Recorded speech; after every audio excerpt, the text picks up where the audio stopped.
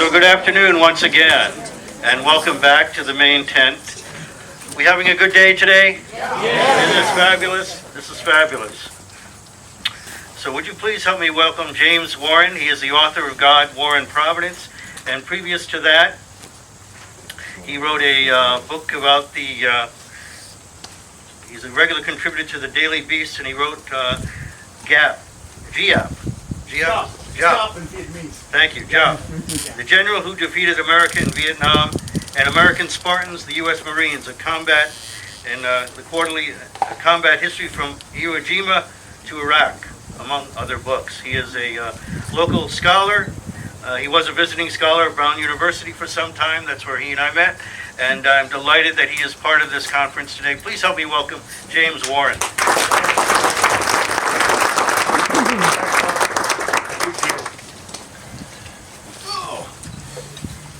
I'm really delighted to be here on this gorgeous day. It seems like we can't get any other kind of days here in September.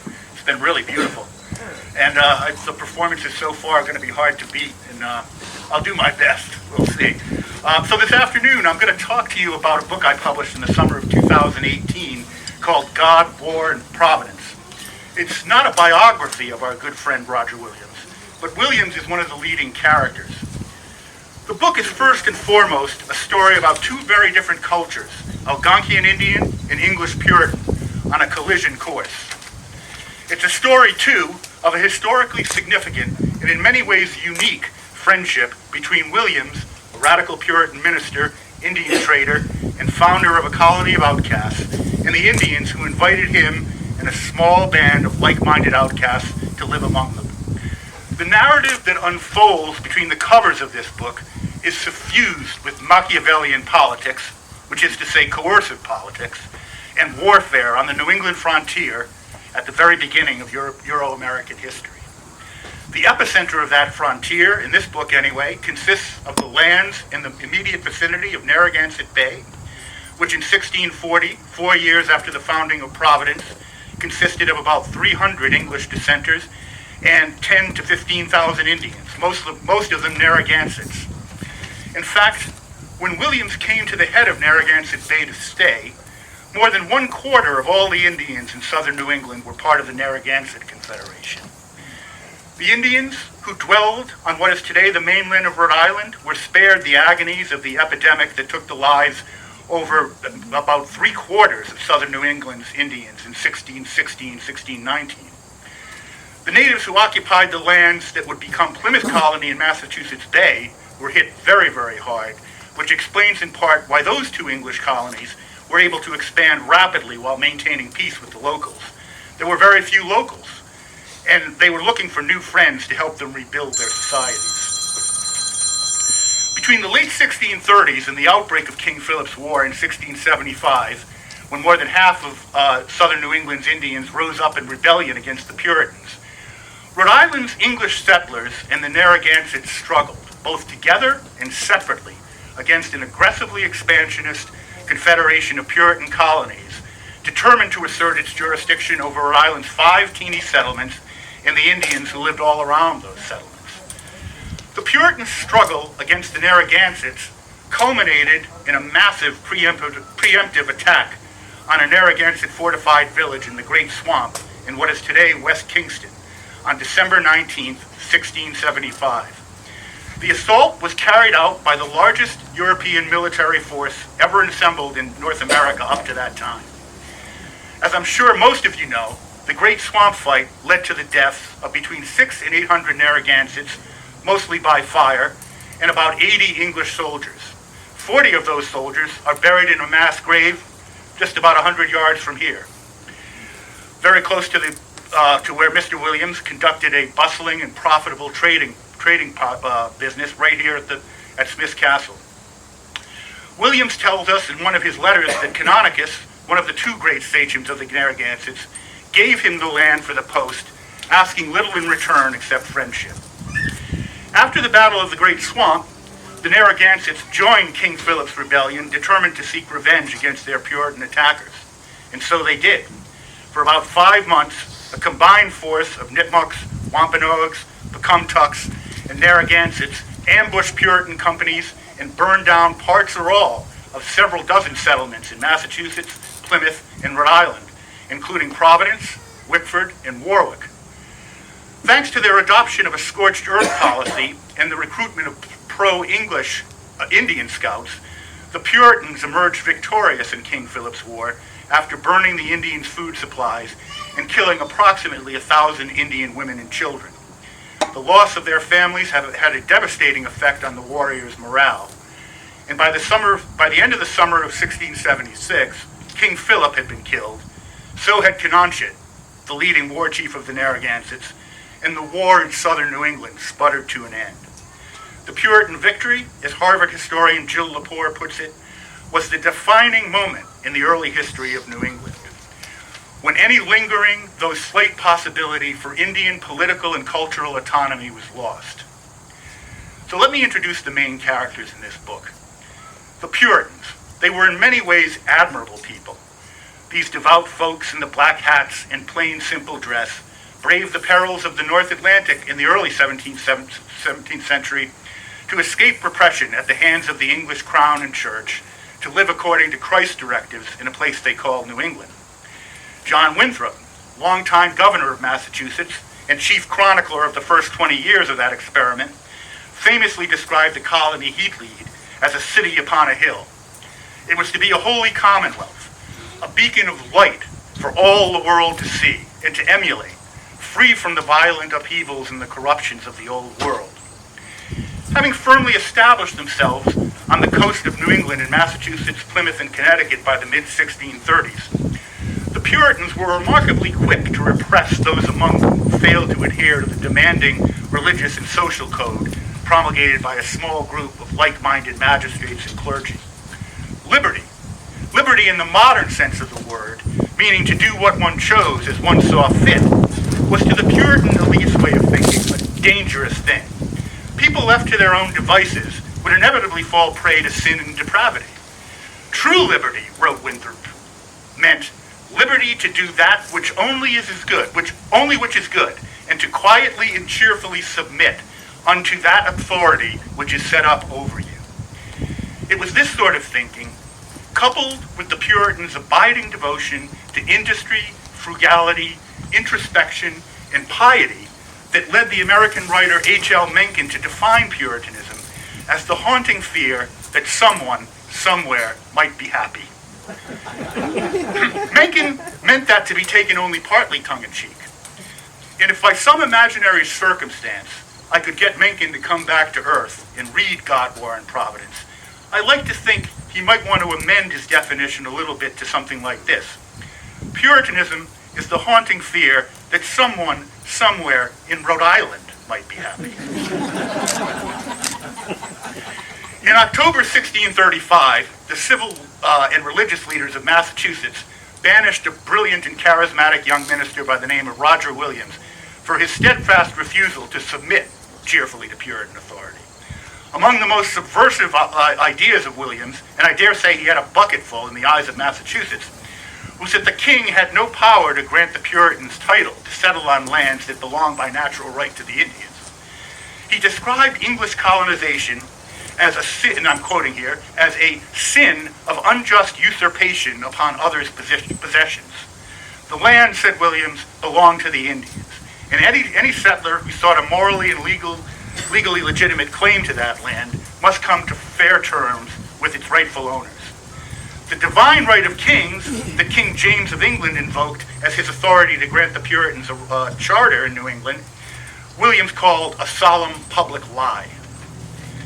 Williams more famously refused to accept that the Puritan state had the power to punish its citizens for religious beliefs or practices it judged to be in error.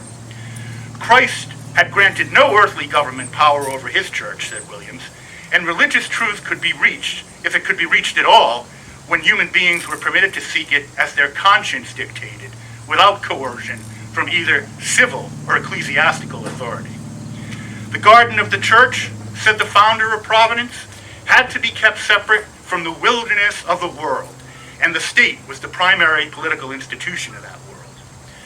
Tolerance was to Roger Williams a liberating force, both in the eyes of God and in the eyes of the world.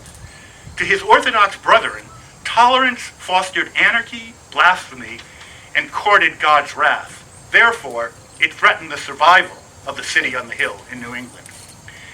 Banished from Massachusetts for refusing to renounce ideas the magistrates found threatening to the security of the community, Williams obtained a substantial tract of land from the Narragansett Indians at the head of Narragansett Bay. He had already spent a considerable amount of time among this tribe as a trader, had learned their language, and formed close friendships with their leading sachems. From the beginning of his New World adventure, and for all we know before he even came to North America, Williams was intensely curious about the natives and wanted to learn all he could about their way of life. Besides, he also needed to make a living, and while trading with the Indians deep in their own country held some risks, it also promised considerable commercial reward.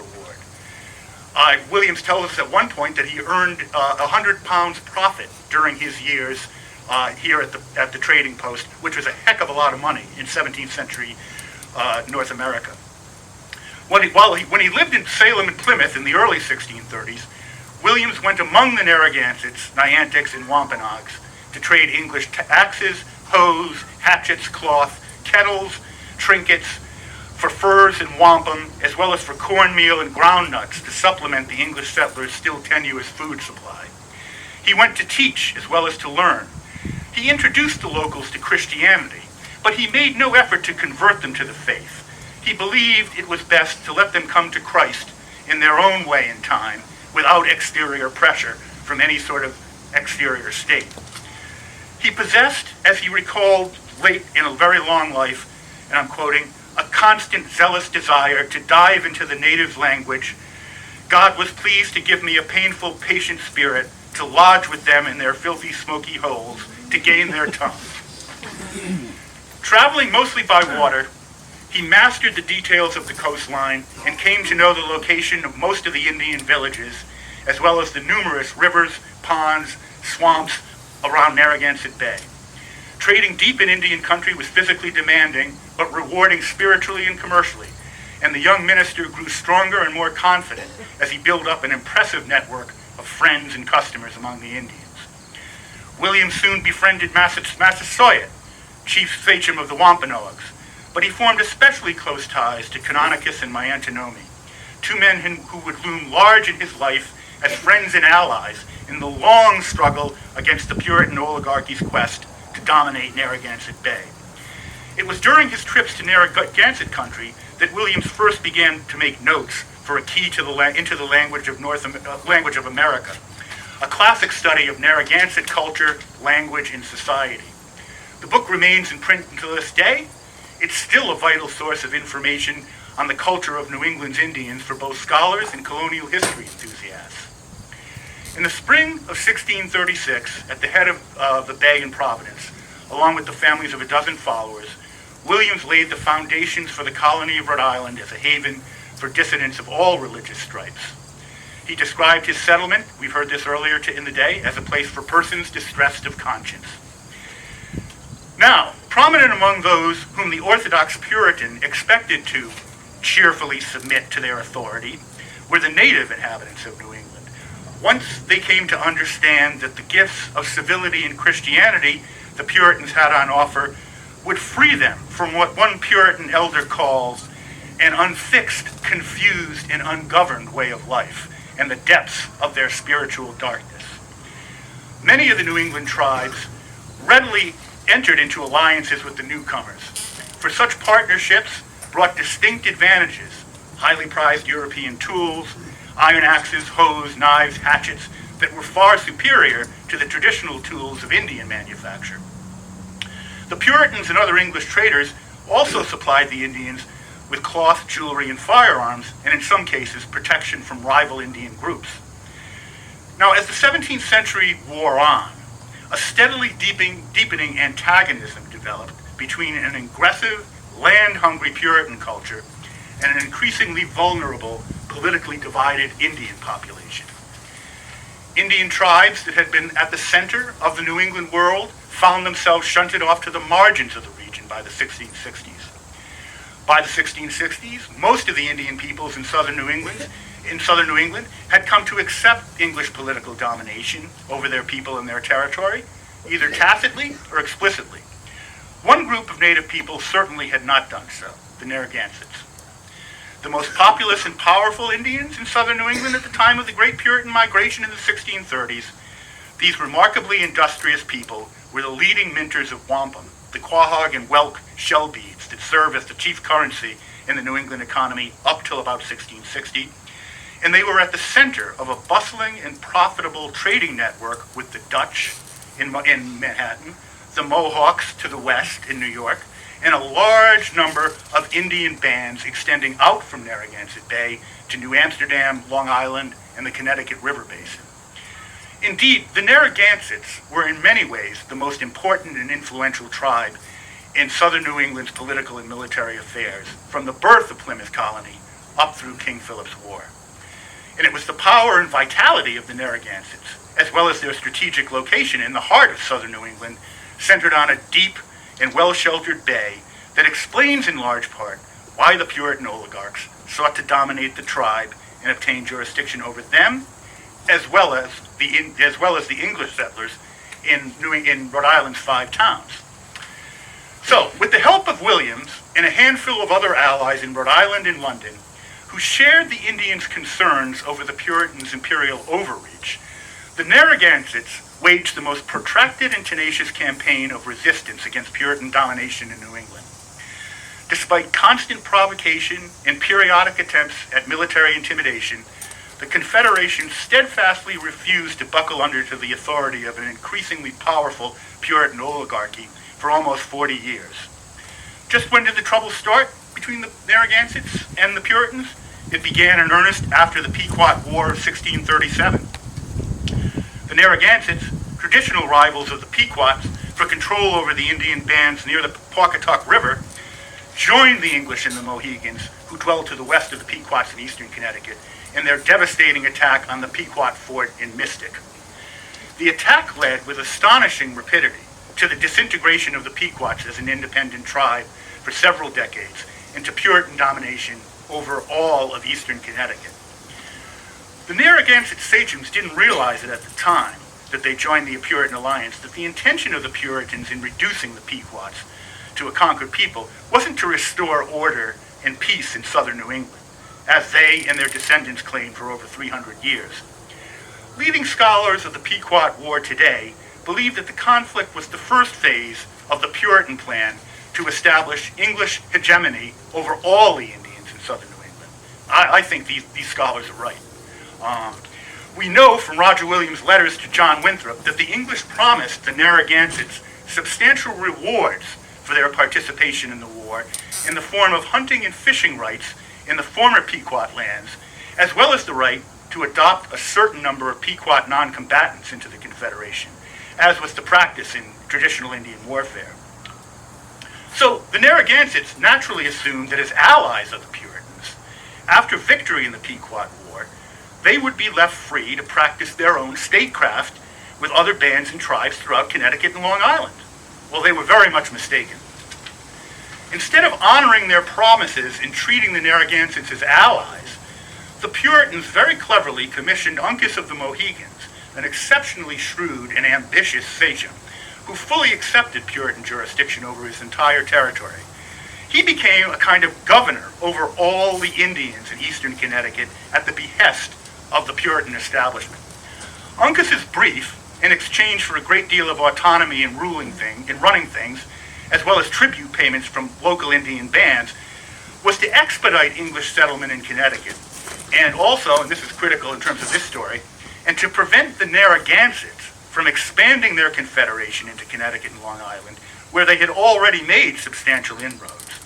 The Mohegans, in today's parlance, were proxy warriors for the Puritan Confederation.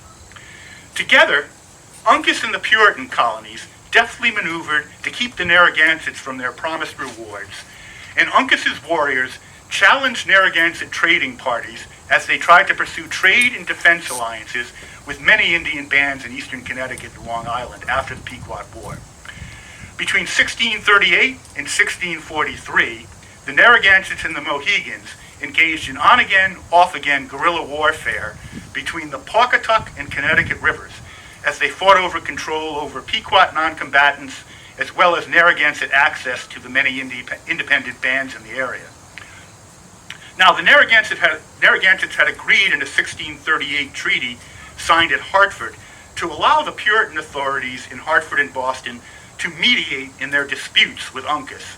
But again, the Narragansetts were in for an unpleasant surprise. It was apparent by 1640 or so that in the eyes of the Puritans, Uncas could do no wrong, and Miantonomi and the Narragansetts could do no right. It was during this early period of the struggle that Miantonomi and his retinue made a series of diplomatic missions to Boston, where Miantonomi was called upon to defend himself from Uncas's invariably trumped-up charges that the Narragansetts had robbed and murdered his Indians, and that the Rhode Island tribe was conspiring with other Indian bands across the region, particularly the Mohawks, who were deeply feared, to attack the Puritan plantations and drive them into the sea. Roger Williams, who knew more about Indian politics in southern New England than pretty much any white man, wrote scores of letters to Governor Winthrop defending the Narragansetts against those trumped-up charges, only some of which have survived.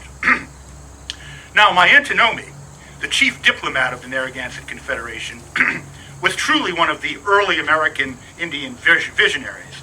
He recognized by 1640 the serious threat posed by the Puritans' divide and rule Indian policy, and he sought to create a pan-Indian alliance as a bulwark against expanding English power in the 1640s. He did this, I believe, not with a view to going to war against the English. That would have been an extremely foolhardy decision, and Miantonomi was no fool. Even John Winthrop described him as a man judicious and wise.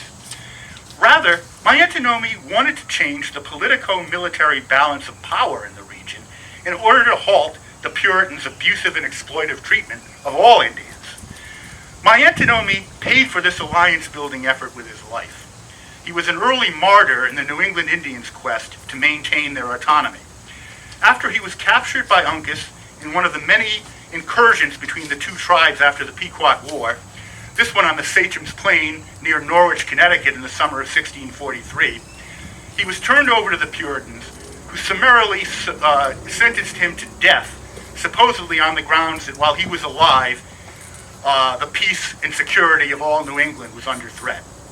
After his trial, he was turned over to Uncas and executed by Uncas's brother somewhere near Norwich, we think, in August of 1643. Miantonomi's real crime, I argue in God, War, and Providence anyway, was that he refused to permit his own people to become cogs in the emerging English power structure. It was fine for the Puritan colonies to unite into a confederation to deal with Indians and other Europeans from a position of unity and strength, as they did in 1643, leaving heretic Rhode Island out. But an alliance of Indian tribes, well, that was anathema to the oligarchs for a very simple reason.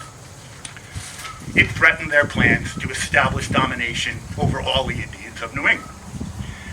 But the loss of Miantonomi only deepened the tribe's resolve to fend off the encroachment of an arrogant and expansionist Puritan confederation. Much to the frustration of the magistrates in Boston, the tribe stubbornly persisted in conducting independent diplomacy, including the pursuit of new alliances with the Pecumtucks, the Montauks, the Nipmucks, and the Dutch. The Narragansetts even tried to submit their allegiance directly to the English crown in 1644 in writing, as a way of getting the Puritans off their backs. The Narragansett people were, quote, subjects unto the same king as the Puritans, said Pesicus, who became the leading sachem of the Narragansetts after Miantonomi's death. As English subjects, the Narragansetts reasoned, quite, I think, correctly, they were neither governed by nor accountable to the Puritan polities of New England. Unfortunately, the English Civil War had just broken out, and King Charles was justifiably worried about losing his head. He never responded to the Narragansett letter, and King Charles and his head were indeed separated by a parliamentary executioner in 1649. And so the Narragansetts continued to wage limited war against the Puritan proxies, Uncas's Mohegans, and to engage in torturous diplomacy with the New England Confederation of Puritan colonies. Twice, in 1645 and 1654, the United Colonies declared war on the Narragansetts for conspiring against them, for failing to abide by agreements made, or falling behind on payments of fines levied against the tribe for fighting the Mohicans. Both times, conflict was narrowly averted, thanks in large measure to the deft diplomatic maneuvering of my Antinomi's successors, Pesicus and Ninigret, and to Roger Williams, who put out more fires than I can count in the turbulent 1640s and 50s between the Narragansetts and the Puritans. In 1659, a prominent group of land speculators from Connecticut and Massachusetts, the Atherton Company, conspired with the governments of those two colonies in a very clever Machiavellian scheme to swindle the Narragansetts out of 90% of their land. The Atherton Company speculators signed an agreement with the Narragansetts in which they agreed to pay off a very large fine levied against the tribe by the colony of Connecticut for sundry offenses against the Mohicans. In the small print of the agreement, it said, get this, if the Narragansetts didn't pay off the loan in 6 months, the Atherton Company would assume ownership of 400 square miles of Narragansett territory, which amounted to about 95% of South County, what we know today as South County. In other words, virtually all of Narragansett land. But before the Atherton Company speculators were able to execute this massive swindle, royal commissioners, summoned to the colony by Williams and his allies in 1665, voided the sales and returned the land to the Narragansett people. Williams, who was more sympathetic to the Indians' desire to retain their autonomy than any other Englishman in 17th century New England, was the tribe's most effective and trusted advocate during their long struggle with the Puritan oligarchs. On 2 occasions, he traveled to London to enlist the help of English authorities in seeking protection against Puritan efforts to subdue the tribe and to establish jurisdiction over all of Rhode Island's English settlers as well. As the leading political figure in the heretic colony, Roger Williams worked tirelessly to maintain good relations between Rhode Island and the Narragansetts, and to prevent the chronic turbulence between the Narragansetts and the Puritan colonies from breaking out into full-scale war. Ultimately, writes historian Glenn LaFantase, the editor of Williams' correspondence, the Puritan behemoths came to see the Narragansetts and the Rhode Island settlers as a single enemy, a united front to be subdued and conquered. How right the professor was. This is exactly how the Puritans came to think of Rhode Island and the Narragansetts. Enemies. As for the colony of Rhode Island and its English settlers, the Puritans engaged in extremely devious schemes to gain jurisdiction over the settlements. Both of the Puritan military interventions I mentioned a minute ago against the Narragansetts promised to subject all of Rhode Island to martial law. Had the Narragansetts actually gone to war with the Puritans in either 1645 or 54, and it was a very close-run thing that they didn't, it seems pretty clear to me, as it did to Williams and other Rhode Islanders at the time, that the colony of Rhode Island would have been completely swallowed up by Connecticut and Massachusetts. In other words, martial law would have led inevitably to a new administration, or perhaps 2 administrations, with Connecticut controlling South County and Massachusetts controlling Providence and Warwick. And that would have been the end of a very interesting experiment in religious liberty and frontier democracy. As it was, in the mid-1640s, Massachusetts conspired with 2 minor Narragansett sachems, Socononico and Pommam, to secure Massachusetts jurisdiction over Patuxet and Warwick respectively, despite well-documented sales of the former to Roger Williams and the latter to Samuel Gorton by my Antinomy. Massachusetts magistrates rode down from Boston to Warwick Neck and arrested the legitimate founders of the town of Warwick, Samuel Gorton and his followers, the Gorton Togs, and marched them to Boston and convicted them of blasphemy. Then they locked them up in irons in various Massachusetts towns for a while, but the public reaction was so negative, even in Massachusetts, that they were released into freedom with the stern warning that if they returned to either Warwick or Massachusetts, they would be hung. Parliament's commissioners for foreign plantations, the men officially in charge of all the English colonies in the New World, ultimately reinstated Gorton and friends in Warwick around 1648 And later, I'm not exactly sure when, I think around 1654, Patuxent was formally reinstated as part of the colony of Rhode Island. Now, Connecticut claimed jurisdiction over the settlements of Westerly and Wickford in the late 1650s, sending its own magistrates to govern those settlements. And then Connecticut's governor, John Winthrop Jr., obtained a charter in London in 1662 that included all of South County. So that would have taken away a third of the state of Rhode Island, a third of the colony of Rhode Island, sorry. But within about a year, thanks to John Clark, the royal authorities revoked that version of the Connecticut Charter and granted a new charter to Rhode Island, the famous Royal Charter of 1663, that included the Narragansett country within its boundaries. Nevertheless, the border between Rhode Island and Connecticut wasn't formally settled until about 1,000 lawsuits had been worked out, and that was the year was 1742 when it was finally agreed. Just another little scheme that the Puritans tried to pull on the Rhode Island settlements. In 1645, the Massachusetts General Court sent Williams a well-oiled official letter declaring that it had its own charter, granting it jurisdiction over all the towns in Narragansett Bay, as well as Narragansett Indian country. This was odd, for Williams had returned from London the previous year with a parliamentary charter of unimpeachable authority. The General Court of Massachusetts was well aware that Williams' charter was legit. They'd seen it when Williams had brought it back. It was also well aware that its own Narragansett patent was blatantly fraudulent. It had an insufficient number of signatures of the commissioners.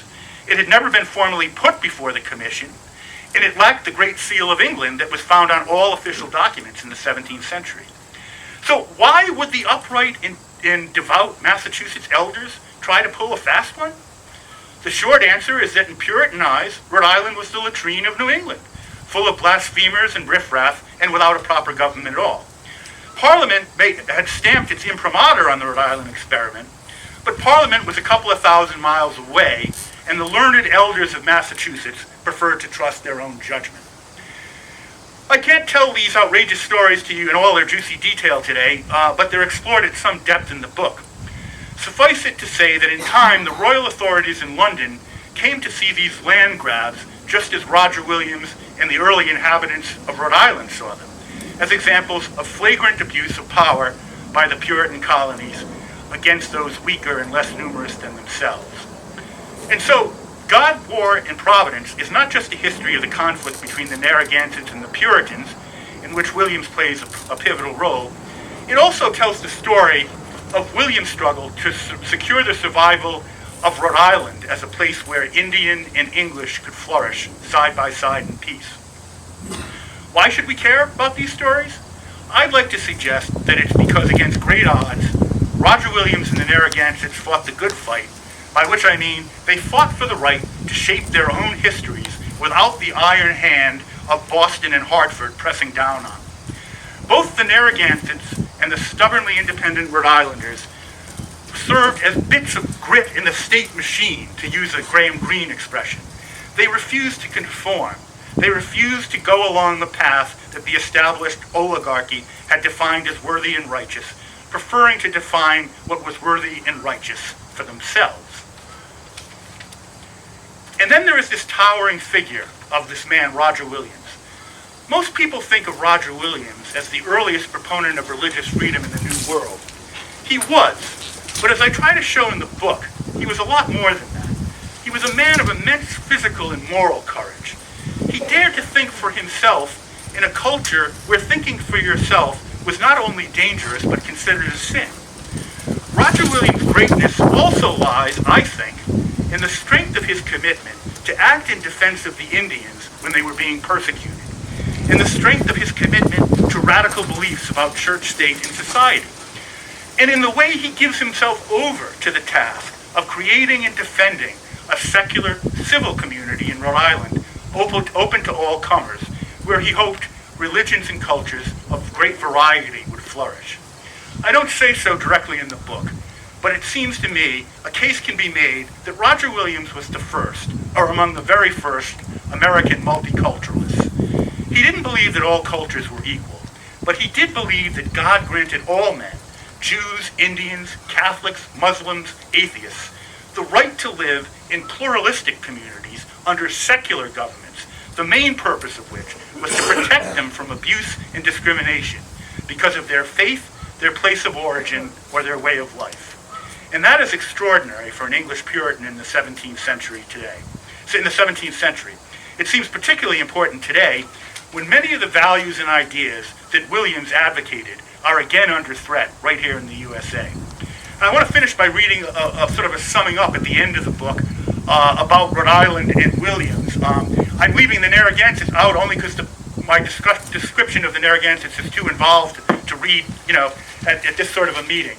But this is a sort of summary, a sort of afterthoughts. The colony of Rhode Island survived its battle against Puritan domination, thanks in large measure to the sustained and determined efforts of Williams, his allies in Rhode Island and London, and the Narragansett Indians. The state of Rhode Island and Providence Plantations is the smallest state with the longest name in the Union. Celebrated as the birthplace of religious freedom in America, it is a popular tourist destination known for its beautiful beaches, Newport mansions, and a long tradition of colorfully corrupt politics. Paradoxically, an integral part of New England and a quirky enclave apart, in Rhode Island, people, as the expression goes, think otherwise. Localism reigns supreme in Rhode Island culture and politics today, just as it did in Williams's time. It's a state only 48 miles long and 23 miles wide. There are more in a state of 48 by 23 miles. There are more than 30 separate school systems and 35 city and town police departments.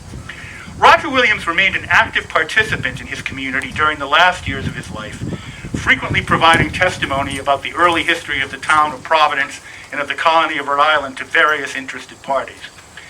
In May 1682, he wrote to Governor Simon Bradstreet of Massachusetts, asking for help in printing 22 sermons Williams had delivered over the years. It may not have been the last letter Roger Williams wrote, but it's the last to have survived. The sermons were never published, perhaps because the author was now, and I'm quoting from his letter, old and weak and bruised with a rupture and colic and lameness on both my feet. The founder of Providence died somewhere between January 27th and March 15th, 1683. We know nothing about his last days and little about his funeral. Williams, who never found the time to pose for a portrait, would probably have wanted it that way. A contemporary witness reported that his funeral was marked by a considerable parade. Guns were fired by the colony militia over his grave, located on the hill behind his house on Town Street, North Main Street. Williams is still Rhode Island's most celebrated and historically significant individual. His extraordinary life and work continue to command the attention of both scholars and ordinary citizens who are curious about the origins of the dissenting tradition in America and the meaning of political as well as religious liberty. Williams saw more clearly than any other first-generation English settler the dire implications for the Indians of the Puritans' inclination to mistake their own vision of truth and the good for God's.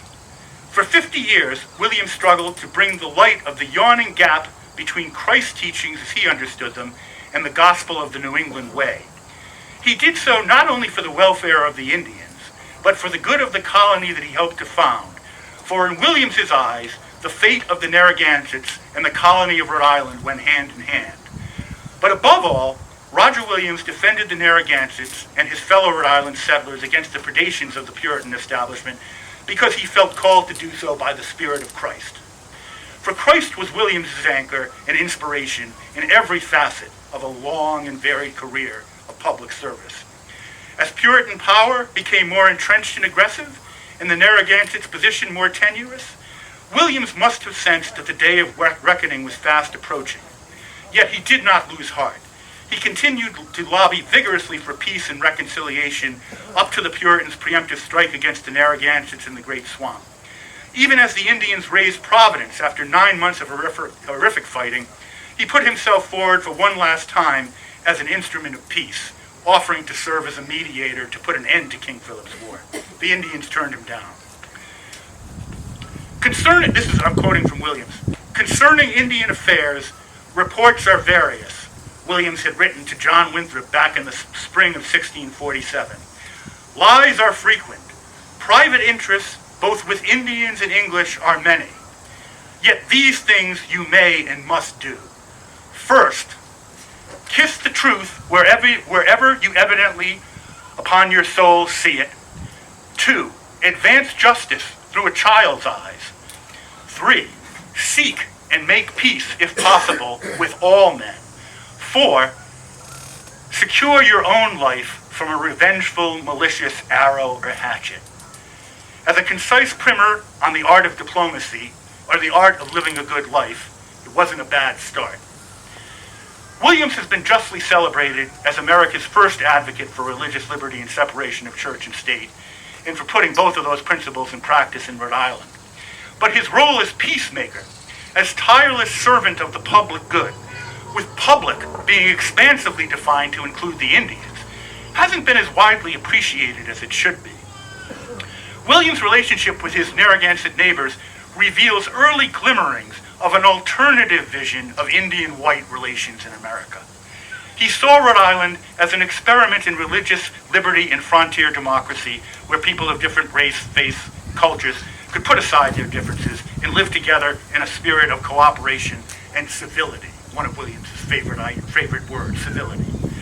In the alliance between Williams and the Narragansetts, and in Williams' quest to establish a tolerant and pluralistic haven in the heart of Puritan New England, we can glimpse at work ideas well ahead of their time.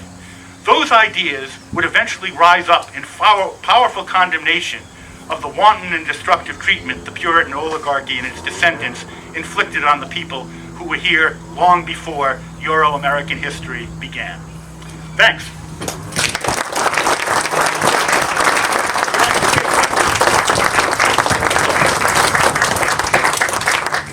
Anybody have questions? Yes, sir. Based on an earlier discussion I had today, there's a question that comes up with regard to Roger Williams and religious tolerance. Specifically, well, I'm firmly convinced and agree with you, I think, that he had a deep and powerful respect for the Narragansett people. He didn't for their religion. And from everything I've read, he did kind of view it as basically devil worship. Right. I'm wondering how he would come to terms with fully respect, how he did come to terms, because obviously he did, come to terms with people who he respected fully, but at the same time was working with people who worship the devil. Yeah. Which you would have a problem with. Yeah, it's tricky.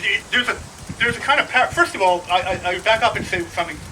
Williams was not a 19th or 20th century liberal. Right. He was a Calvinist, and he was a Puritan too. And he never lost his complete commitment and deep belief in Christ and that Christianity was the way. He saw other faiths as, wandering in the wilderness. He did believe the Indians.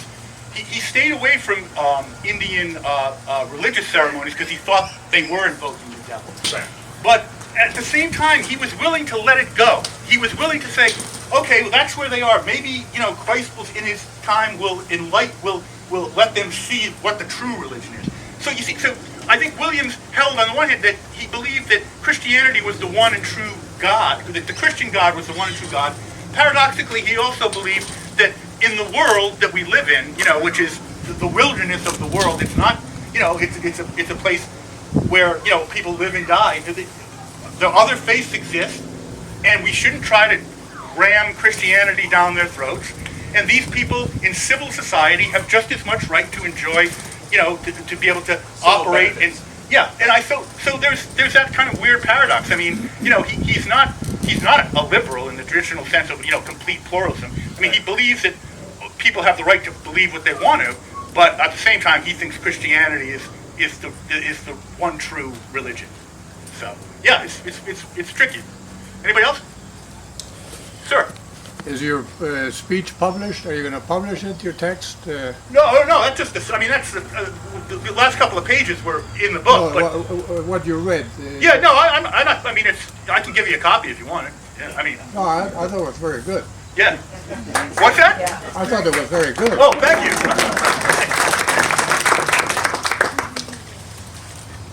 Yes, sir. Dana. Where does Rhode Island go today? Where are we headed? Yeah, where are we? I hope we're headed to, I hope we're flooded with the kind of spirit that Roger Williams always brought to wherever he went, which is peace, civility, talking, a little bit less shouting. Roger Williams wasn't about polarizing. He was about bringing people together and trying to work with people. And I mean, he had this, also I have to say, just riffing on what you brought up, Dana, I mean, he was a man of extraordinary energy. I mean, he's everywhere. He's doing this. He's doing that. He's got about 5 professions. He's the chief diplomat. I mean, I don't know. And he has to get around by boat and horse. I mean, it's extraordinary. I mean, I'm sure, John, you'd agree that he was an amazingly energetic guy. Yeah. Anybody else? Yes, sir. So we've heard this term "bold and dangerous," referring to Roger Williams' thinking and attitude and so on. Any thoughts on how we're doing as a society today, and the kinds of things that we could do to encourage all of us to be more bold and dangerous in pursuit of a better place? I mean, that's a tough one. It's above my pay grade, as we say. But I will say this. I think I definitely believe that studying people like Roger Williams and other people who've attempted to resolve conflicts, to deal with conflicts, that's a pretty good start. I mean, to learn the values and the mindset of people who are trying to help people with different ideas and different priorities work together and exist together. That's I think important. I don't really know what else to say. I mean, we're in a terrible spot right now in American politics and history, and I think Williams would be disappointed in us. I think in the country as a whole. So yeah, sure. Anybody else? Yes, sir. Working on another book? Yeah. What is it? I'm almost finished with it, actually. It's going to be published by Scribner's, the same people. It's called The Year of the Hawk, and it's a history of the year 1965 in Vietnam. The year that the United States goes in and takes the war over from South Vietnam, and the year the North Vietnamese come down and clash. So it's about that first year of the Vietnam War. This is a labor of love for me. I'm a military historian. I've written 4 or 5 books, all on the Marine Corps, Vietnam, World War II. But I grew up in Rhode Island, and my father was a political science professor at URI, so I knew a lot about. I grew up with Roger Williams, and I came back from New York, and I said I've got to write something about Rhode Island. So I did. I don't. Yeah. Okay. Anybody else? Okay. Thank you so much.